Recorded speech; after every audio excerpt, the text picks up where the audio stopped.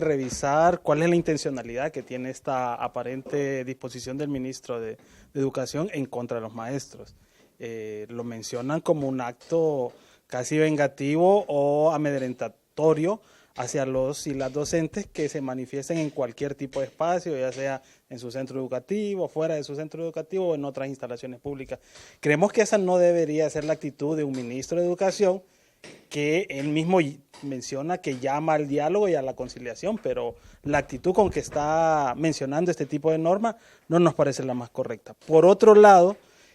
también recordemos que cualquier tipo de norma secundaria o códigos o normas éticas que se quieran implementar tienen que estar congruentes al menos con 3 instrumentos nacionales y muchos internacionales. Número 1, estos códigos o normas de conducta no pueden contravenir derechos y libertades fundamentales que están dentro de la Constitución de la República, derechos como la libertad de asociación, libertad de reunión, libertad de protesta, entre otros que aparecen en nuestra Carta Magna. Número 2, no puede contravenir ni tampoco pisotear el Estatuto del Docente. El Estatuto del Docente es la norma primaria que rige no solamente el escalafón docente y la parte administrativa, sino que también define ahí muchos elementos que tienen que ver con su proceder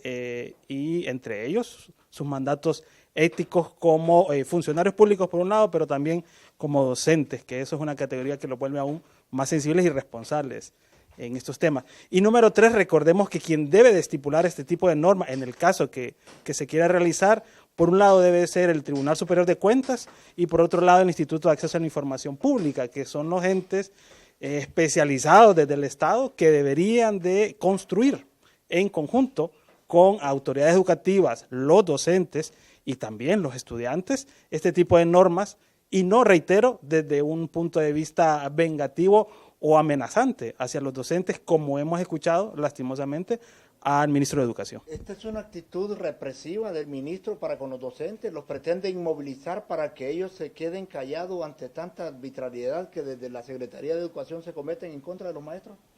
Bueno, lastimosamente así se ve, que es una especie de meter miedo o una cacería de brujas hacia los docentes que, reitero, se manifiestan, tienen el derecho de manifestarse en diferentes espacios y bajo diferentes temas. Recordemos que la docencia cubre desde calidad educativa, desde temas que tienen que ver con alumnos, pero también los temas que tienen que ver con sus derechos y qué decir, denunciar otros actos de corrupción. Cuando hablamos de normas éticas y cuando hablamos de transparencia dentro del sistema educativo, debemos de recordar una gran cantidad de funcionarios públicos señalados por muchos temas de corrupción. Influencias que realizan, nepotismo al momento de contratación,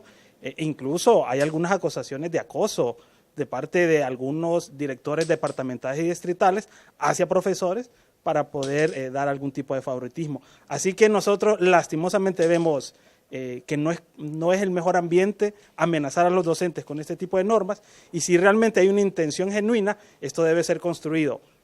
con las autoridades, pero también con los propios docentes. ¿Esta es otra violación a los derechos humanos? ¿Es una violación esto de parte de las autoridades hacia los maestros? Si se llega a consumar un texto, un tipo o algún código de ética al margen, reitero, de la Constitución de la República, del Estatuto del Docente, de tratados internacionales que protegen la libertad de asociación,